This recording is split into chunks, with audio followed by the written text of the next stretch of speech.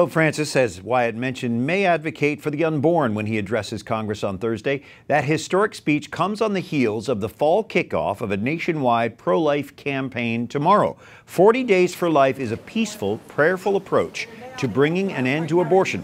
Through 40 days of prayer, fasting, constant vigil, and community outreach, the biannual campaign seeks to build a culture of life.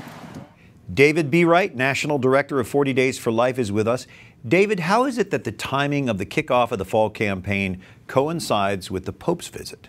All I can say is divine intervention. This Wednesday of this week of September is always when 40 Days for Life starts, but when we found out that this year it would coincide with the Pope's arrival and his public events in Washington and Philadelphia and New York, we just realized this is a blessing from God. So with all the attention on the Pope's visit, his presence here, yes, what will that add to our campaign this year? We're already seeing a lot of impact it's having because, for number one, it's emphasizing the importance of faith in our American life, and the Pope's visit does that so clearly.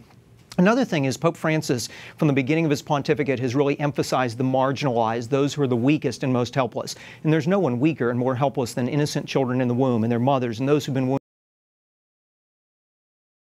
He has raised this issue to the forefront of the public discussion. Abortion is very much in the forefront, especially on Capitol Hill. Yes. How is it that prayer at this time can further that cause? You bet. Well, the videos we've seen recently exposing the brutality of what happens inside Planned Parenthood abortion centers, the failed, unfortunately, Senate vote today on the 20-week abortion ban, they demonstrate to us that there are practical consequences of abortion, but the reality is it's a spiritual crisis and it demands a spiritual solution. With man ending abortion, it's impossible, but with God, all things are possible. That's why we pray and fast, stand in peaceful vigils outside of abortion facilities during 40 Days for Life, and participate in grassroots community outreach. Together, we can make a difference with God's help to bring an end to this atrocity of abortion. Indeed. David Bereit with 40 Days for Life. Thank you. Great to be here.